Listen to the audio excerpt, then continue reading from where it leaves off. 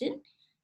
And so yes, that was how we began. And before so coming to the topic for today, right, post-traumatic stress disorder or PTSD, before I ask Dr. Shambhavi to join us, I'm going to give a little introduction as to why this topic. And for those of you who are joining us for the first time, I'm going to tell you a little bit about our series, right? The session today is part of our Sunday series, through which we were looking to understand uh, the importance of making women's mental health a priority. So our conversations went somehow around this, that when we look at a woman's life, right from adolescence, right from puberty to the decisions that she has to make in each and every part of her life, right, in each and every aspect. So you have the education, you have professional decisions to make, you have to choose your life partner, along with the other so through this series we were looking to understand not just physical but also psychological and financial challenges that a woman faces in each of these roles of her life. And how can one understand these challenges? How can one act on them, right? What are the different ways to treat, and what are the factors that come into play? And coming to PTSD, post-traumatic stress disorder, I would just want to give a very brief introduction as to what PTSD is, right? For the unaware, it's essentially a mental health disorder which is triggered either by witnessing or experiencing extremely stressful situations that may range from domestic abuse in the form of physical, psychological, or even sexual abuse to more violent, actually, no, I wouldn't say more, but to violent acts such as war, terrorism, etc., or even witnessing or experiencing accidents and even natural calamities. So that's, and of course there are a lot more factors as well that Dr. Shambhavi can enlighten us on. So with that, now I would before I request Dr. Shambhavi to join us, I would like to give a brief introduction about her. So Dr. Shambhavi has a rich of more than 8 years of experience in the field of psychology, and in different areas of multiple fields and therapies as well. She has completed her PhD in psychology and is also a creatrix of a virtual holistic center by the name of Urja Manifest the Light Within. She has bagged first-hand training experience on therapies such as arts-based therapy, hypnotherapy, EFT, REBT, CBT, and many more. It's definitely great to have you with us, and thank you so much, Dr. Shambhavi. I request you to please join us. Good morning, Paridhi, and good morning all of our participants who have joined us this morning. I understand it is your Sunday morning and you are sparing this time to watch this today on this topic, which I think has, carries a lot of value, especially in the times that we are right now in. I'll definitely be touching upon all of those things. Yes, Paridhi. So we are talking about PTSD, post-traumatic stress disorder today. And do I just begin with what I have to say?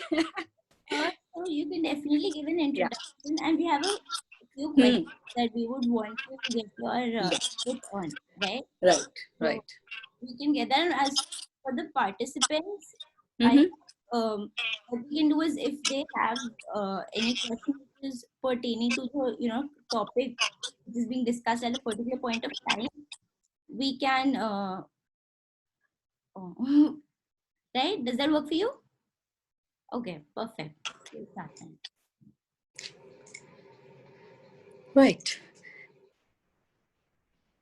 So, okay, I'm going okay with it. All right. So let's first understand, because now that we are talking about PTSD, post-traumatic stress disorder, if you look at the name itself, the words, okay, so it is post-traumatic.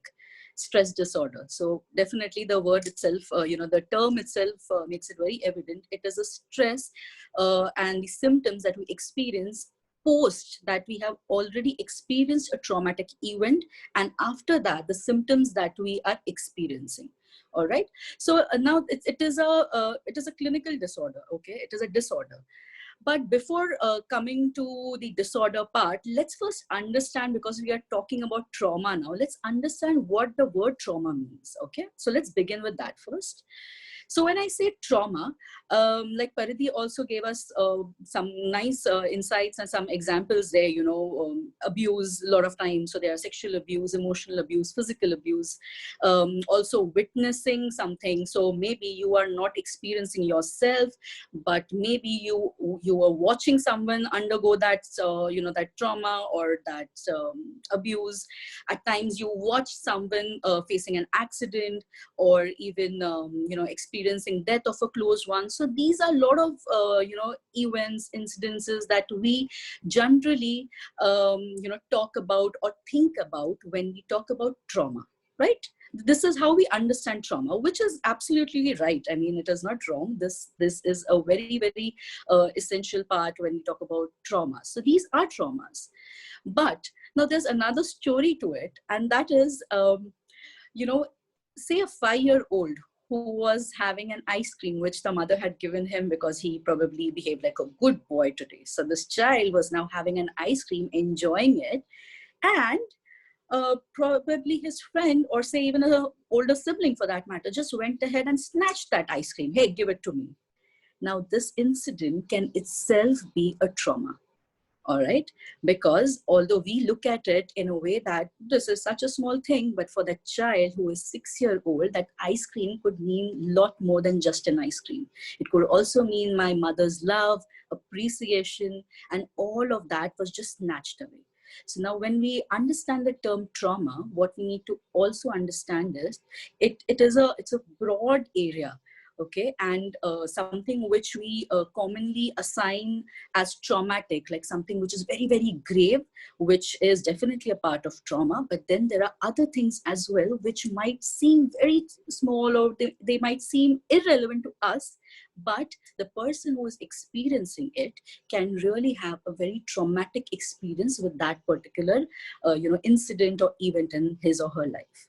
So now what happens? Okay, let's understand how it affects our brain and it affects our body. Because now when we talk about PTSD as a disorder, we'll also talk about this, that when we are experiencing it, it is not just at the emotional or psychological level. We also show it in our physiology, in our body, and it has long-term effects where we also, if we are exposed to that kind of a stimulus for long, it might also result in some severe disorder or even medical conditions for that matter. So that is how it becomes very important to first understand, now that we have understood trauma, now how trauma affects our physiology and our mental setup. All right. So let's understand this in with context to our brain and the structure of our brain. Now, when we talk about an incident or event that happens, like when we experience an incident in our life, there are 3 major portions of our brain which are coming to play. Okay, so there is a reptilian brain, which is this part, the lower part here. Then there is the limbic system, and then we have this, the frontal lobe. Now, what is happening here is these two, okay, they are our old brain. Why do we call it as old brain, and why this is our new brain? Because this part this was the last one to develop during the course of evolution. And this one is responsible for,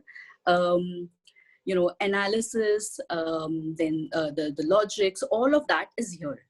And this part is the one which has the control in situations where there is something alarming. All right. So I'm sure most of you must have heard about the fight or flight response. Have you heard of it? I'm sure, like we have, irrespective of whether we come from the field of psychology or no, but often we hear about it. So now what is this fight and flight response, and why am I talking about it here? One, whenever we face a situation which say is a little stressful, Okay, so something that demands on our part, cognitively, physiologically, it demands on our part. What happens is, there's this part of your brain in the limbic system, there is a structure called amygdala. This amygdala has a switch for fight or flight response. Now, what is this response basically about? Whenever we face a stressful situation where we need to either, where we need to deal with it, what is happening there? Whenever, say, there's an emergency situation, for instance, if I'm just walking through a jungle and say there's a wild animal which comes in front of me, a tiger or a bear, now what do I have to do? Of course, I'm going to experience fear. And when I have this fear, experience of fear, what do? I either fight that animal, right? Or I run away from there. So I either fight the situation or I flight the situation, as in I run away from the situation. Now, these two responses, which are controlled by the amygdala, and these are responses which are not very new to us. This is something that we have learned, right from the time man was in the Stone Age, because that was the time when man had to fight, had to, run away if there was a natural disaster, if there was fire in the woods. So all of these responses are somewhere a part of our, what we say, it's a part of our subconscious learning. So it's been over and over the generations that we have learned it, and it is a very, very vital part of our mechanism, especially when it comes to dealing with stressful situation or something which is which poses some kind of danger or threat. So in that situation, this fight or flight response is activated. Now what happens? Now man has evolved. We are out from the Stone Age. We are in the world of technology. So why do we really need this fight or flight? That's a question which comes up.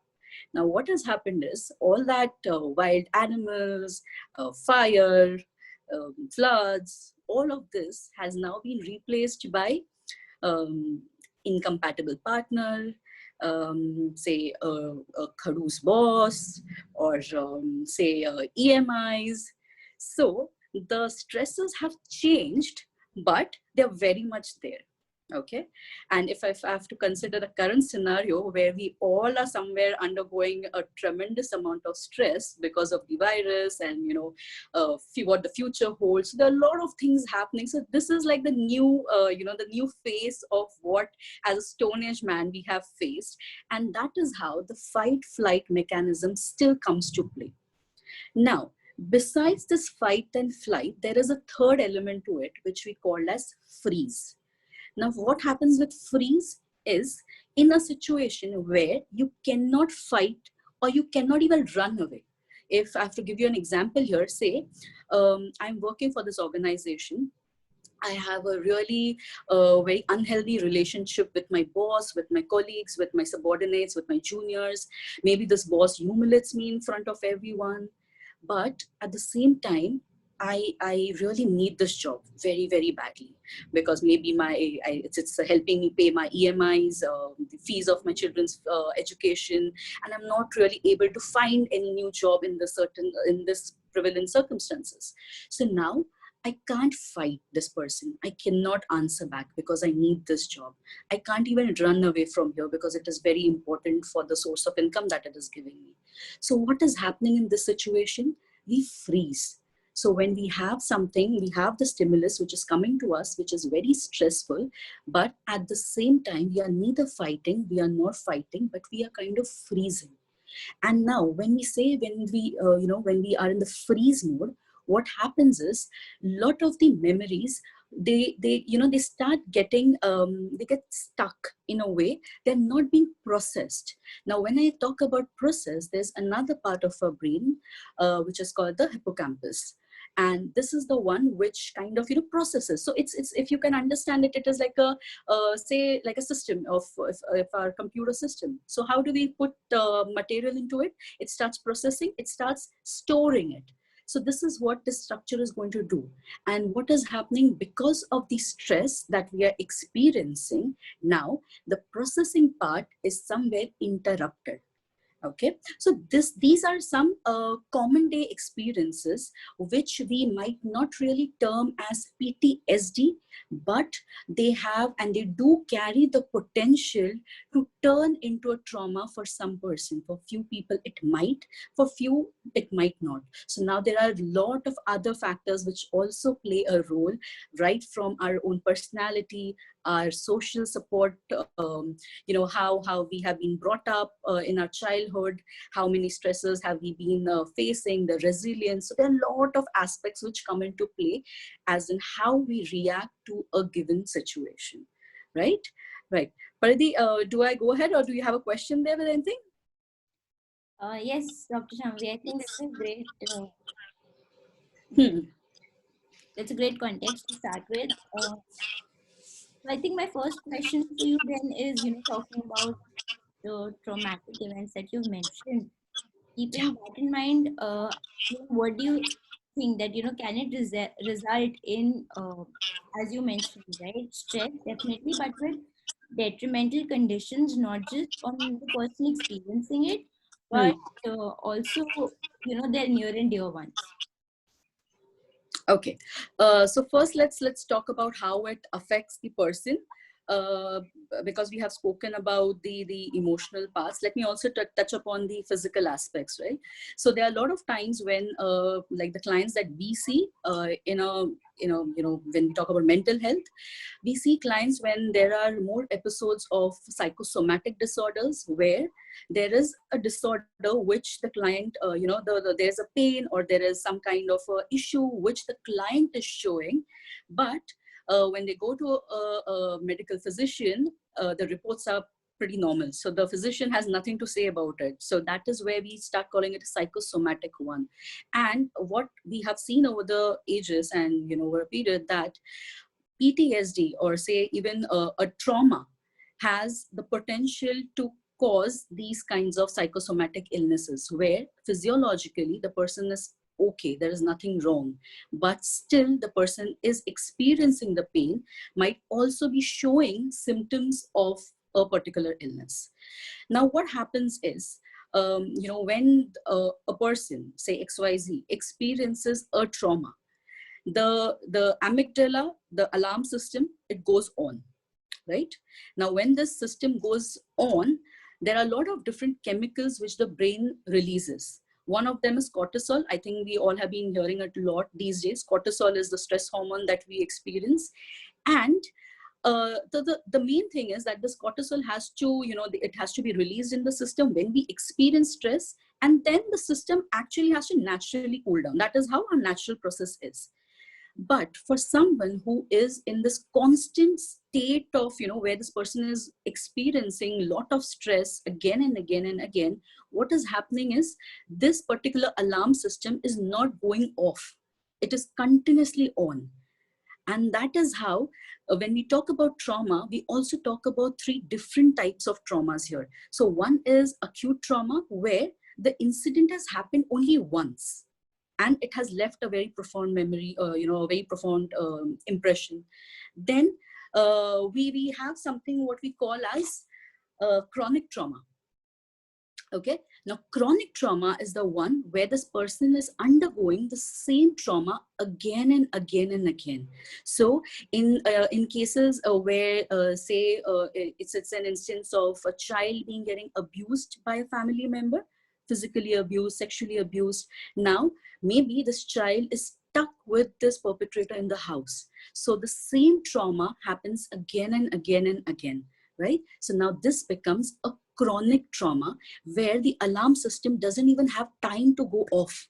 It is completely on all the time. And then the third one is the complex trauma. When we talk about complex trauma, it is about different traumas happening. There are traumas which are again, they're happening and happening. So for instance, say there was loss of a dear one, maybe then getting stuck with an abusive partner, losing a job. So all of these together are different traumas, but there are different traumas happening again and again. So now this becomes a complex trauma. And out of these three, The second, the chronic and the complex traumas are the ones which are really challenging even for the client, and also I think as a therapist also, I'm sure a lot of them will agree that these becomes challenges to deal with them. Now what happens now, let's understand, for a person who has been exposed to complex and chronic trauma, especially now I'm talking about, where the alarm system is always on.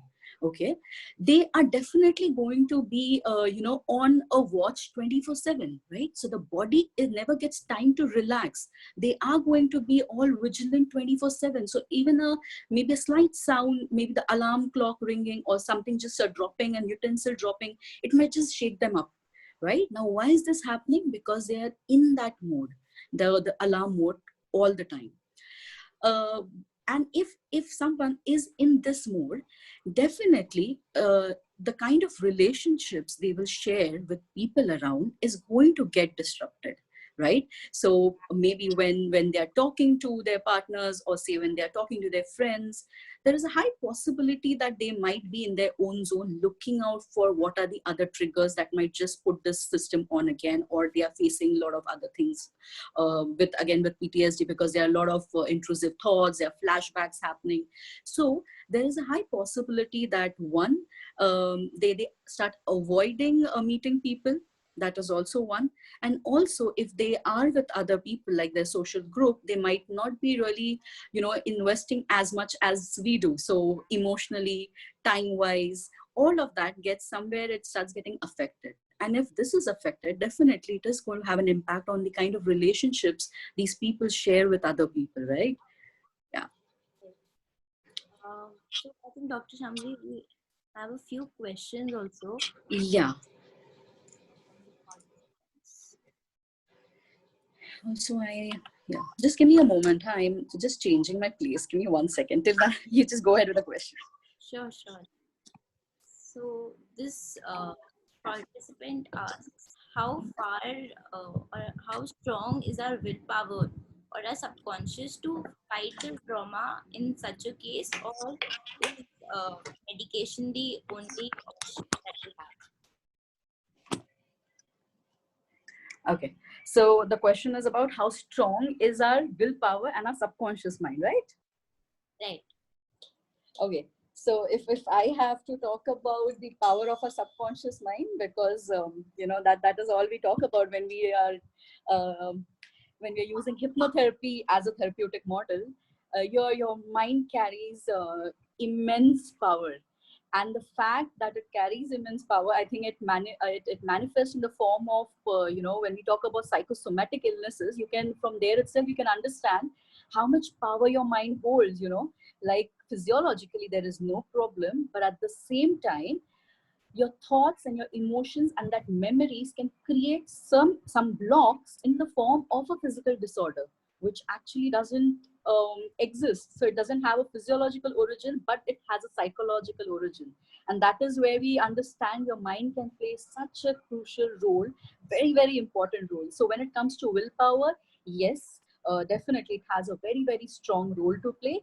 But with clients with diagnosed with PTSD, initially it can be a little challenge, to bringing their willpower, everything back to their place, because you need to understand someone who has experienced trauma, their belief about themselves, the belief about others, a belief around about world in whole has somewhere been shattered. And that is one of the reasons why it becomes even more challenging to let them bring this belief back in themselves, that okay, I can take back my control and I can still manage things in a more healthy way. Yeah. Uh, well, I think I would like to take this one question before moving on to what we have. Can PTSD be exacerbated due to pre-existing health conditions? So I mean, think physical health Hmm. conditions. And So can PTSD come after a physical ailment? Is that you're asking me? yes, can it be aggravated? Essentially, is the question, due to physical conditions, Yes, especially yes, that yes. heart disease. Definitely. Now, say for instance, say let's talk about people who have already suffered a lot of traumas in their life. So, like I spoke about the complex traumas, there could be different type of traumas that a person has experienced. Okay, maybe death of someone, maybe losing job. So there are a lot of series of traumas that has happened. And now, say while this is happening, this person is also diagnosed with a chronic medical condition now. It also could be something like, say, talk about cancer. Now, in such a case, what happens is it is definitely going to aggravate the symptoms that this person is showing.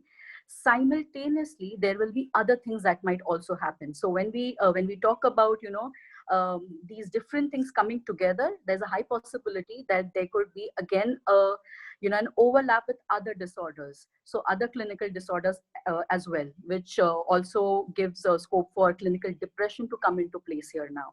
Because there is, see, you try to understand someone who is already experiencing traumas and now has also developed some physiological issue. This person is definitely going to lose that hope, right?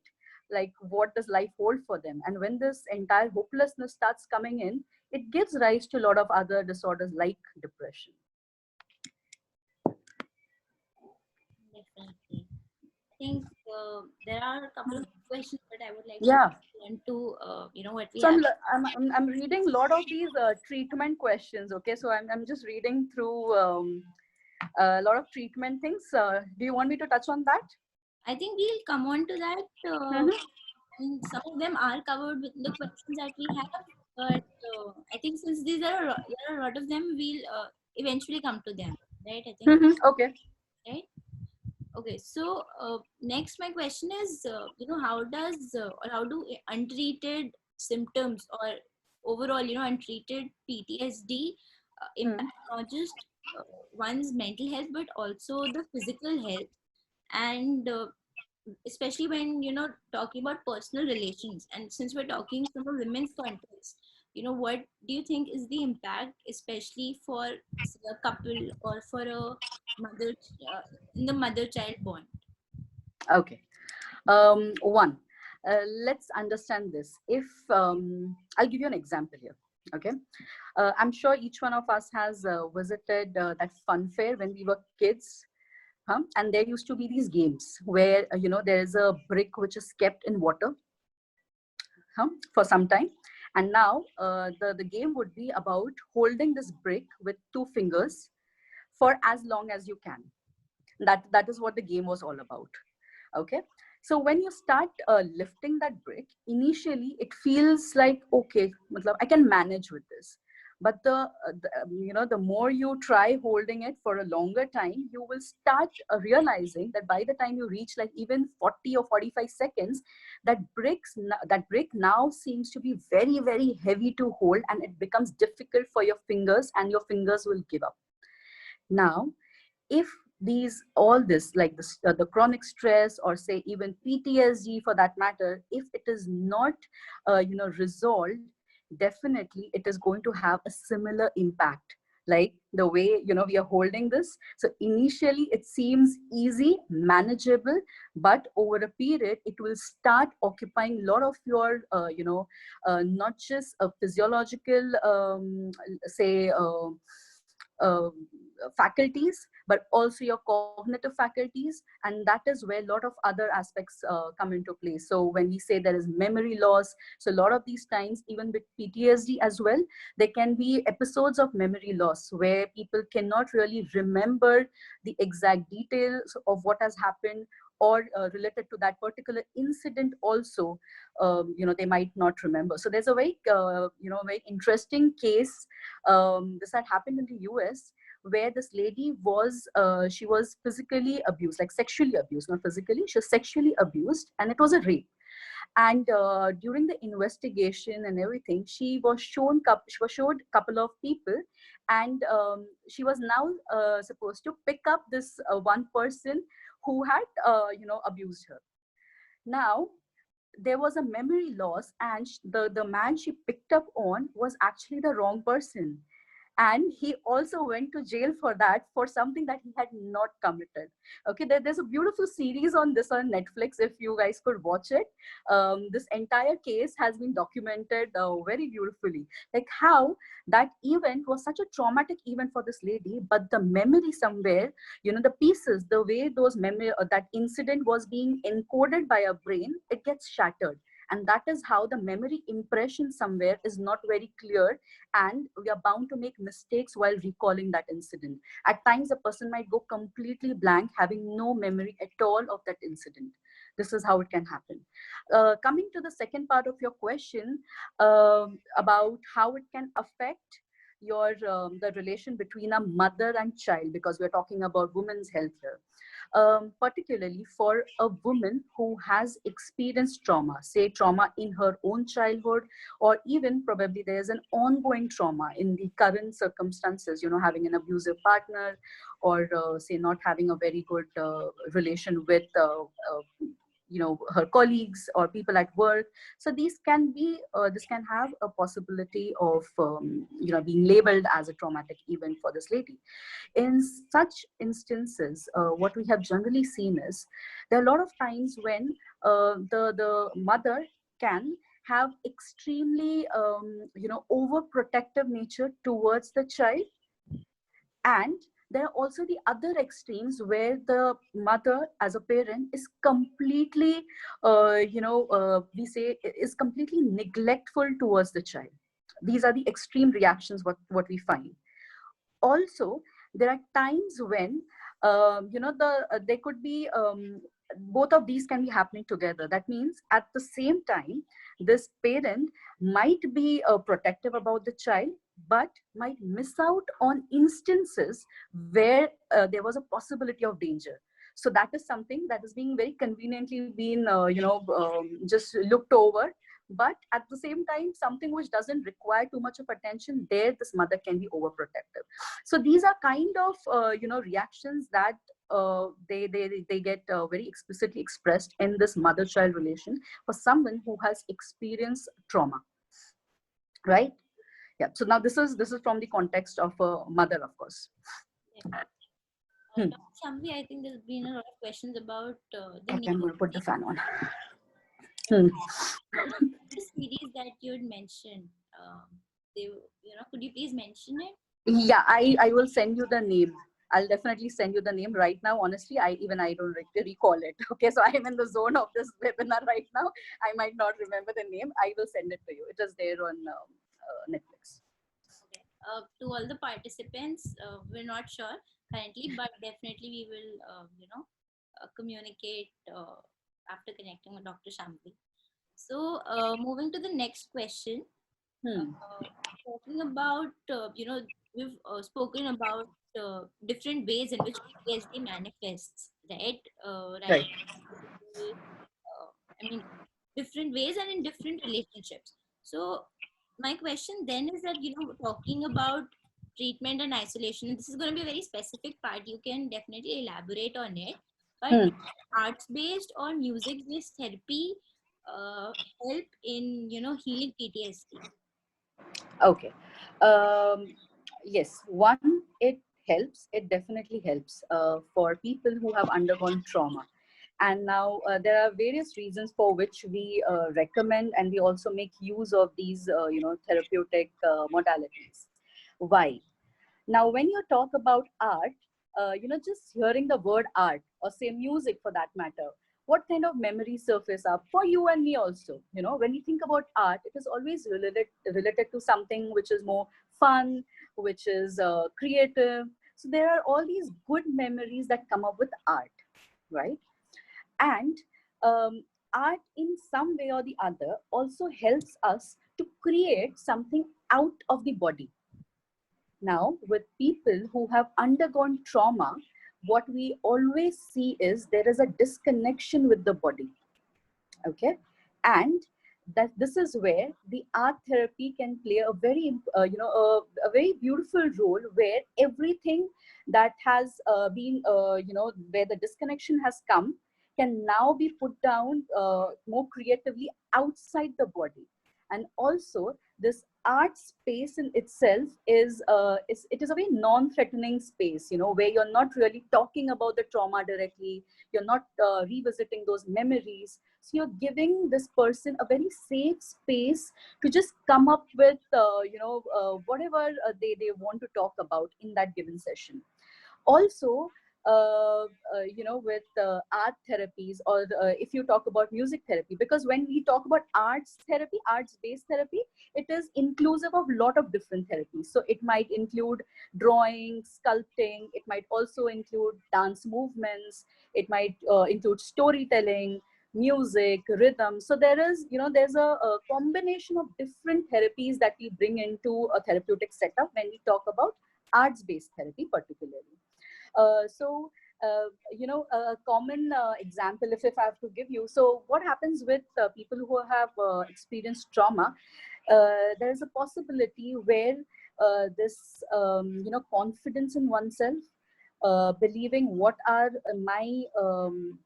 my strengths, what are the positives that I hold, there can be a complete question mark coming over there. And in such a situation, during the session, we come up with, say for instance, okay, I'm just giving you a small little example of how would a session be, or what kind of modalities can we use here.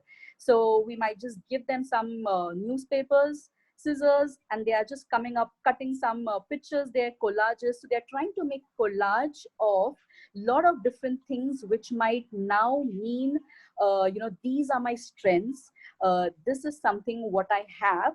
So, what happens normally when we talk to a client and we ask them to talk about it, it might be difficult. But when you give them something like this, a creative activity where they are trying to look for what resonates with them, then it becomes a very, very beautiful process of letting all this come out.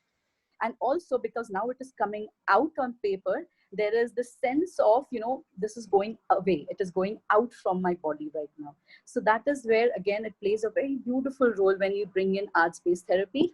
And it is, common belief is that art is something only meant for children, and if it is arts based, so fir to bachchon ke liye hoga. But no, it works beautifully for adults as well, and even for geriatric population, for the ones who are, the older citizens. It also works very, very beautifully for that population when we are making use of art based therapies. So art has lot of elements to it. It is not just painting and drawing, like commonly how we understand it. It is much more than that. Also, if I have to just talk about, say, drawing, even if I have to talk about drawing, you'll understand there are a lot of other aspects which come into place. Like there are some colors which are very flowy. Okay. So they are paints which you're using, so it's very flowy. So when they are indulging in that kind of a thing, it could also mean giving that flow to yourself, so just venting it out. And then there are these other ones where you're not using those paints which are flowy, because that flowy might just mean that it is going out of my control. So I might rather want to stick to crayons where I have more control over it. So these are some, very innate things which come through art, and we try exploring these aspects in a therapeutic setup. Of course, an arts-based therapy session is generally a custom-made session where you first understand with your client. After having a couple of sessions with your client, you start figuring out how to really frame it up. And in my opinion, because I make use of arts-based therapy and I also make use of other psychotherapies, personally, in my opinion, what I feel is this has to go hand in hand with other psychotherapies.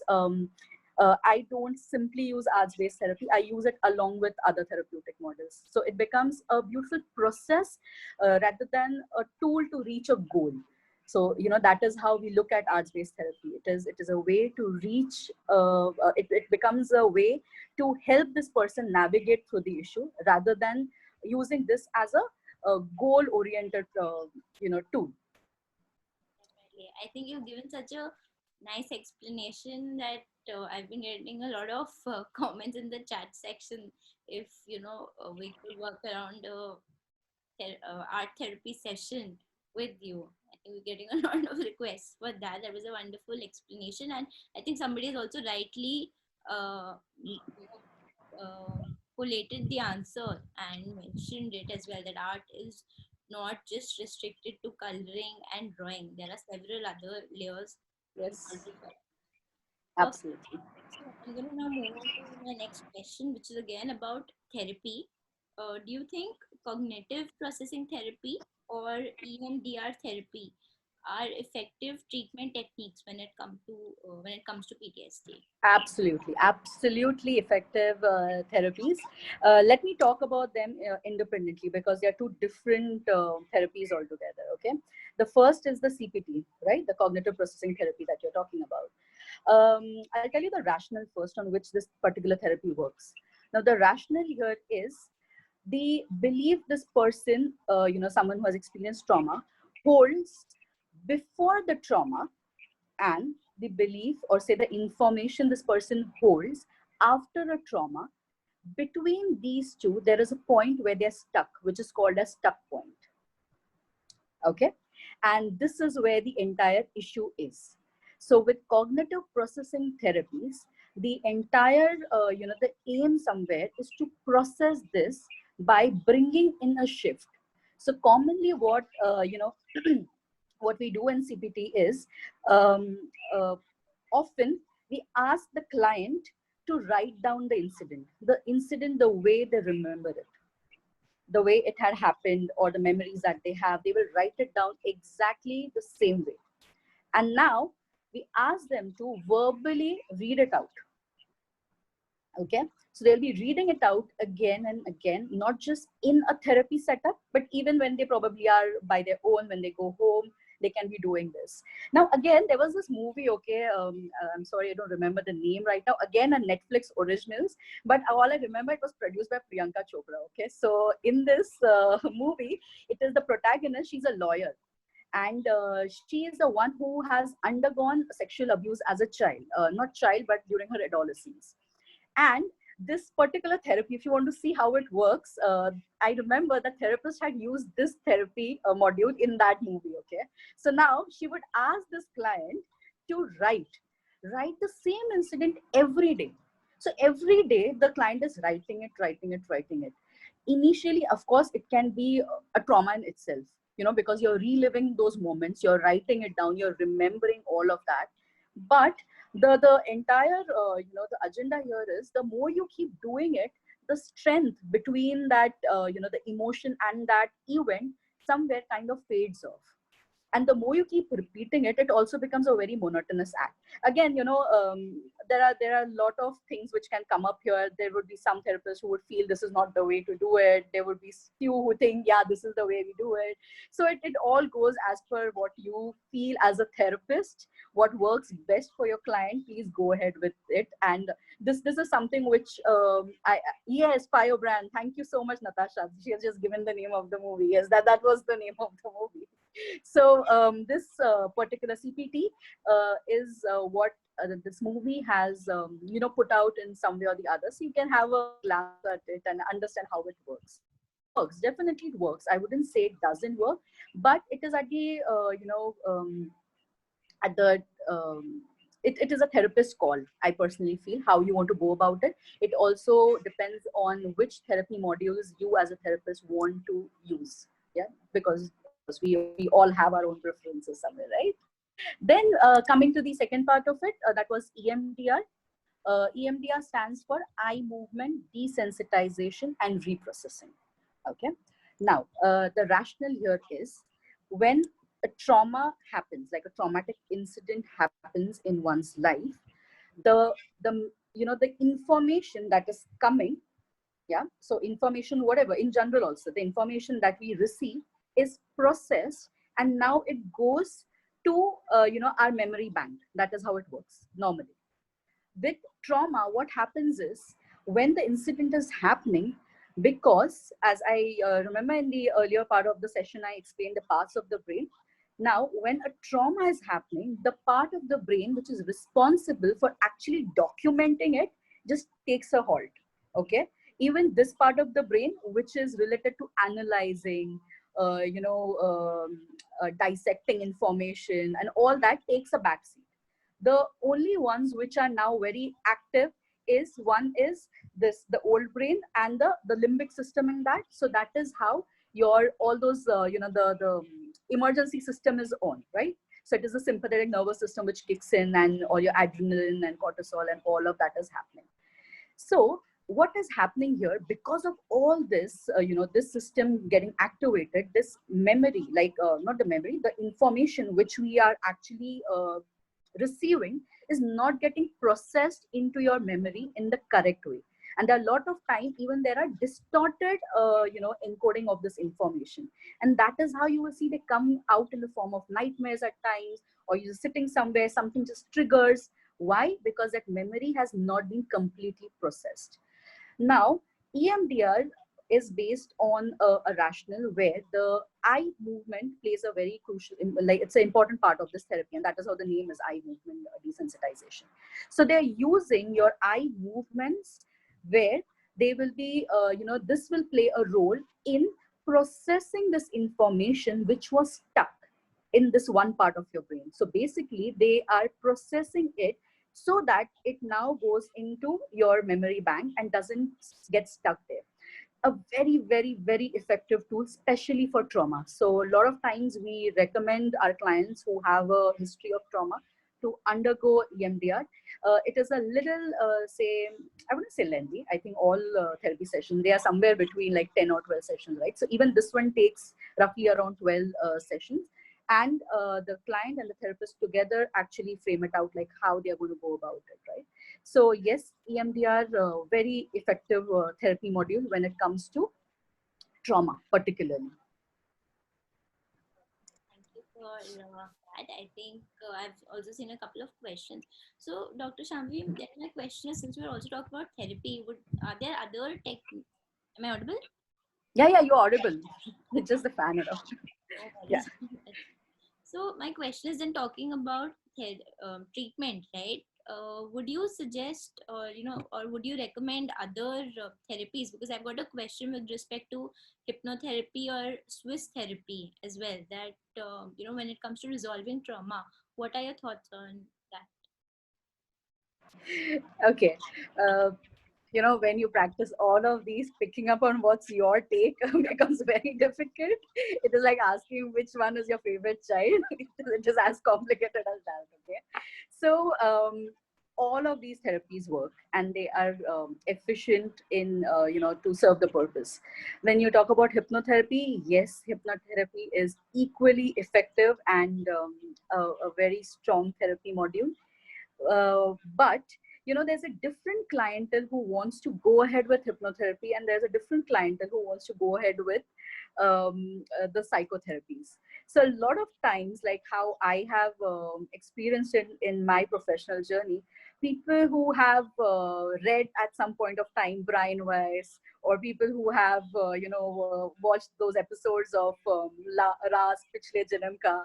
So these are the ones who would want to come ahead to explore hypnotherapy as a module. But then there are a lot of other people who do not really even want to talk about it, because it seems very very threatening for few. Like, what if you just leave me somewhere and come back? So there are a lot of these assumptions and beliefs that play their roles. But with hypnotherapy, it works. And why it works? Because we are working with the subconscious mind during hypnotherapy session. These therapies are very effective. They stretch a little more than, say, if a psychotherapy session might be a 45-minute session, hypnotherapy session might even run into 1.5, 2 hours at times. So this is how it can. Okay, there's a high possibility it can run for a longer time. But the experience that I have had is hypnotherapy, the results that we get is quicker as compared to psychotherapies. And that is something what I have seen in my professional journey. Another thing is hypnotherapy is an expensive therapy module. So that also plays a role there, because there are a lot of people who can't really afford it. And also they would rather want to go ahead with a psychotherapy session and not hypnotherapy session. So hypnotherapy, yes, it is an expensive one, but we are working with the subconscious, and like we have already spoken about it, all the issues are coming up from the subconscious itself, right? It is not the conscious mind which creates, it is the subconscious. And that is how, of course, it is going to play a beautiful role there, right? Yeah. I think it answers for a lot of questions that we've been getting with respect to therapy. I'm Hmm. happy to get that sorted. Moving on, I've also been seeing questions, especially connected to the example that you started off right with the 6-year-old child. So Hmm. Hmm. Hmm. talking about PTSD in children, uh, you know, especially if we look at it in such a way that initially child abuse, used to occur in physical spaces, and in the current times, or even say lately, we've been seeing a rise in online cases of child abuse, right? It's shifted.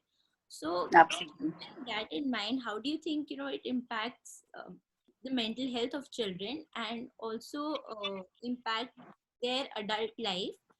And what do you think can be the role of school-based programs or parent interventions in dealing with?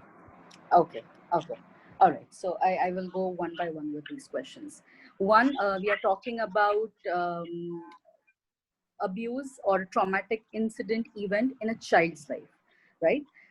Like I have already mentioned it, a definition of trauma is very subjective. So something which might seem very little for us, or something which might not have so much of meaning, can be a traumatic incident for a child. And at the same time, it could be on the other, on the spectrum, it could be on the other side, that is having a serious physical abuse, emotional abuse, sexual abuse, anything of this. During this, especially during the lockdown, I really want to talk about this part now. We have seen a rise in the number of these cases of abuse, not just towards a child, also domestic abuse, that is also which is on rise. But what is happening here is now this child, or say even the lady for that matter, if we are talking about a lady, not necessarily a lady, it could also be a man who's undergoing, abuse. The sad part here is, at least before the lockdown, they had a way to come out of the house. Now, for a lot of them, they are stuck with their perpetrators within four walls. That is an alarming situation right now. Second part of it, because online world has become more of an extension of our personality these days, and I'm sure this entire online world, the virtual reality, is going to be a part of our lives for a long time now, right? Everything has moved there.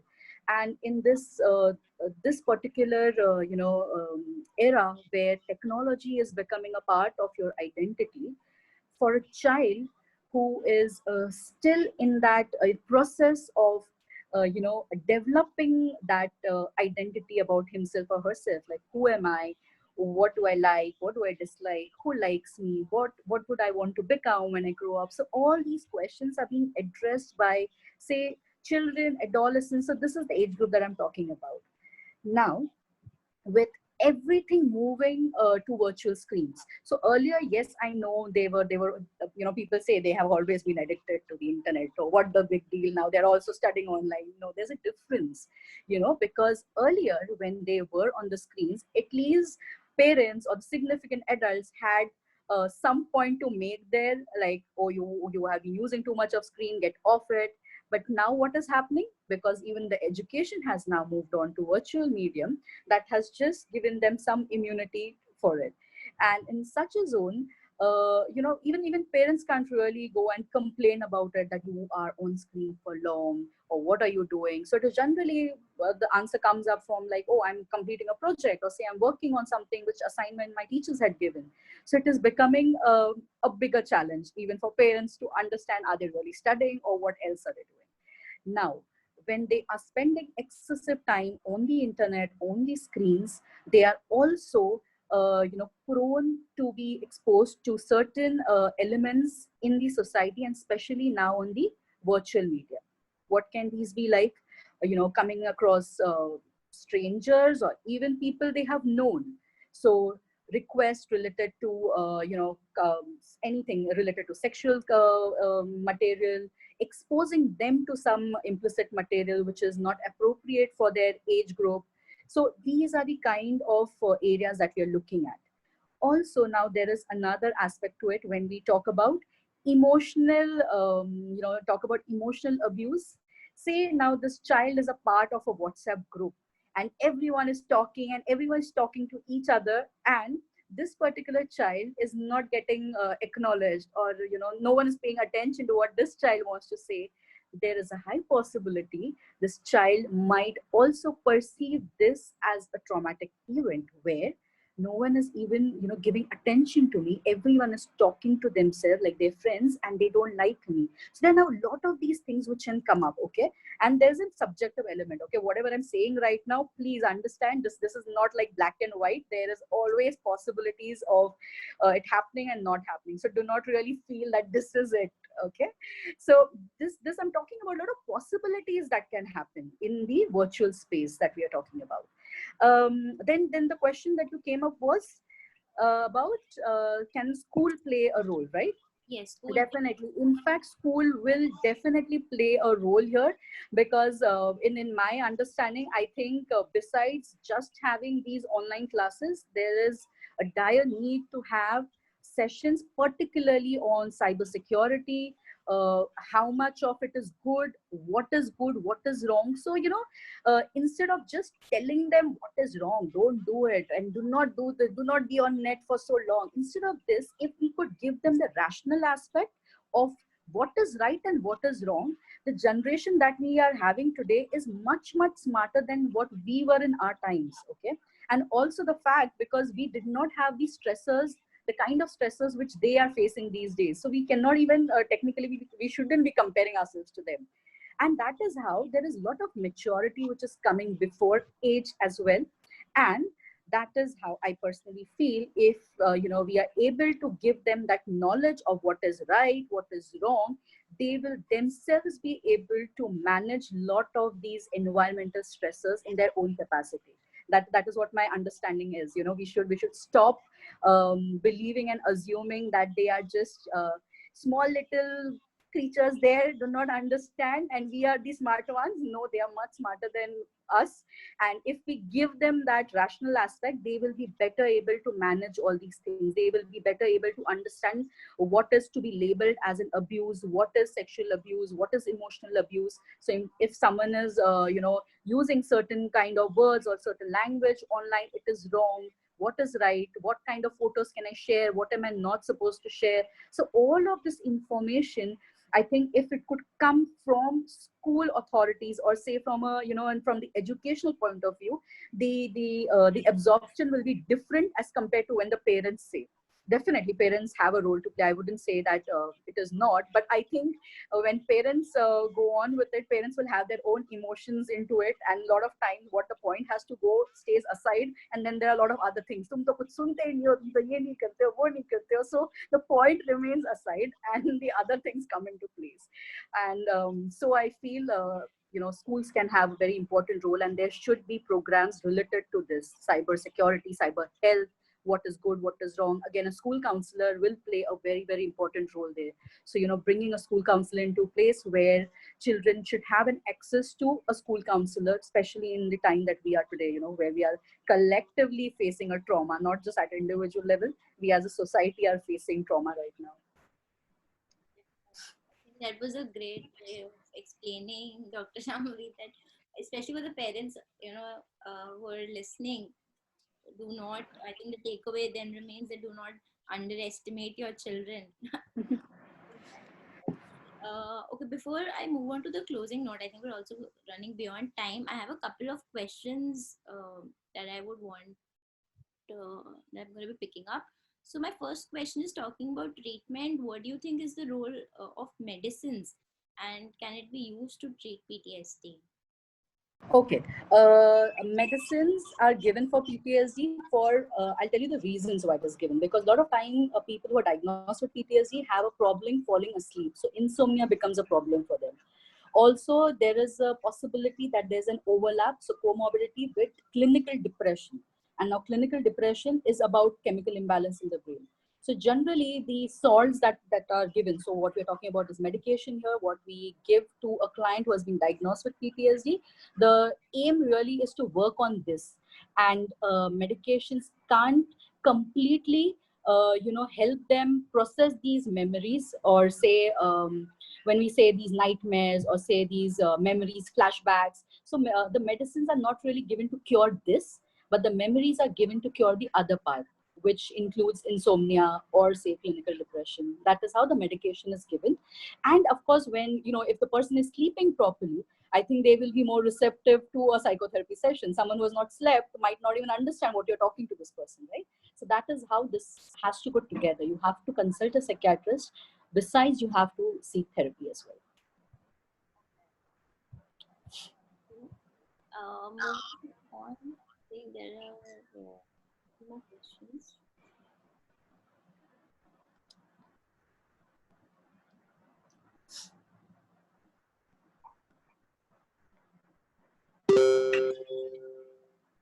Okay, I think I'm going to return to that in a minute. I'm having a little trouble finding them. So my last question Yeah. from my side is with respect to talking about mental health. uh, we usually observe the role of support systems, right? When it comes to Absolutely. right from understanding the symptoms, Right. because I think when it comes to mental health, accepting that you need help is definitely a great is one of the most important facts, whether it's for the self or for someone that we know, right? So from understanding the symptoms to getting diagnosed and the treatment, right? Right. Right. And when I talk about support system, it could be anybody, friends, family, right? So now talking about PTSD, how do you think can friends and family provide support in Hmm. Okay. First and foremost, Paradhi, in any disorder, we make sure that we involve the family as well, because psychoeducating the family members, the immediate family members where the client will be going back to after the therapy, is very important, that they know what the symptoms are, what the course of therapy is, and how it is going on. Okay, so it's very important. So we don't really share the confidentiality aspect there, but we will make sure that the atmosphere that this client gets once he or she's back home is safe, where now they are able to resolve the issues. Okay, because if the family doesn't understand why is this person experiencing it, a lot of times even they might feel helpless. They want to help, they're doing all that they can do for this person, but still this client is not showing any improvement. या ये सोती नहीं है, सोता ही नहीं है, या हम कितना उसको प्यार दे रहे हैं, मैं तो उसके लिए सब खाना भी बना रही हूँ जो उसको पसंद है, but still देखो कुछ change ही नहीं आ रहा है. So this is where we want to talk to the family members to understand the gravity of the disorder, that it is not just by doing this. At times it is also about just being there. You don't really need to express it like in all possible ways, like chalo chalo ghumne chalte hai, let's do this. If they don't feel like going out, that's okay. So giving them that space, and also you as a caregiver or as a support group member, you will also have to be a little more high on your patience. You will have to maintain your calm. So a lot of time it also happens that besides the client undergoing therapies, it is also the family member who undergoes therapy for themselves, because it can be very challenging to manage a client or someone who has been diagnosed with a clinical problem who you have to stay with. So a lot of times even the family members undergo therapy themselves. that's definitely needed. And for those of those of you who are looking out for help, this is a great insight. My next question, Dr. Shambhavi, is from a participant who says that shock and trauma, are these the same thing? And they've also given an example, say that they've had a tough childhood but eventually grew over it. However, right, currently they see whenever they see or hear about I think I mean, certain say aspects that do remind them of the past, right, of their own life experiences. So are these even same as PTSD, or is this just a recall of the memory? Okay, now PTSD is a clinical disorder. You need to understand that it is something like the difference between, we say na I'm having a low mood and a clinical depression. The difference is something like that. So an incident can be something which was very stressful for you in that moment. Like people, like a lot of people experience the death of a close one, of a family member. It is, of course, it is a shock. And if it comes out of nowhere, like this person was all healthy and all, and suddenly you see this person is no more, of course it comes as a shock. But a lot of times people process that information over a period. So then there are stages of grief to go over it, and when you see stages of grief, the end stage is about acceptance, coming to a stage where now you have accepted whatever had happened.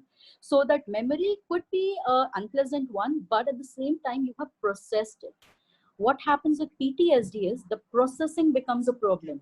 And since the processing has not happened properly, they have all these bouts of, say, flashbacks, or sitting in this moment, they will start experiencing all of the symptoms. So even physiologically, they'll be perspiring, the heart might start beating fast, all of this as if the trauma is happening right now. So all this happens to them, and this doesn't happen once or twice. It is happening for a long period of time. That is where it gets diagnosed as PTSD. So, PTSD is a clinical disorder. It's a term for disorder and not just an everyday life thing. We had something, and like, especially with, if I have to refer to this, in these last couple of weeks, we did lose a celebrity, and it came as a big shock to a lot of people. So people did have all these things of experiencing that thing again and again, going and watching his videos, why did it happen, stories about him, all this happening. But we can't necessarily call it PTSD now. PTSD is a clinical disorder, and there are some parameters which we look into before calling and before giving it a diagnosis of PTSD. Yeah, so there's a difference there. I think that was definitely important, especially at a time like this, as you rightly mentioned. Easy for people to self-diagnose basis whatever they hear, whatever they read. So I think that's great. And we're also closing our end. I think as a although we're done with the closing note, but basis of some of the questions that I received, right? And I had this doubt, right, when you were mentioning about nightmares, right? Some Yeah. of the traumatic events that can occur. So can you help us understand what are some, can you share a couple of more examples for people trying to understand the possibilities related to PTSD? I mean, these experiences that one should look out for. Okay, so you're talking about signs basically that we need to look out for, Yes, yes, symptoms. definitely. Oh, okay. So there is again a range of problems, okay? But commonly what we see, so if I have to talk about a child, let's start from a child first and then I'll come to an adult.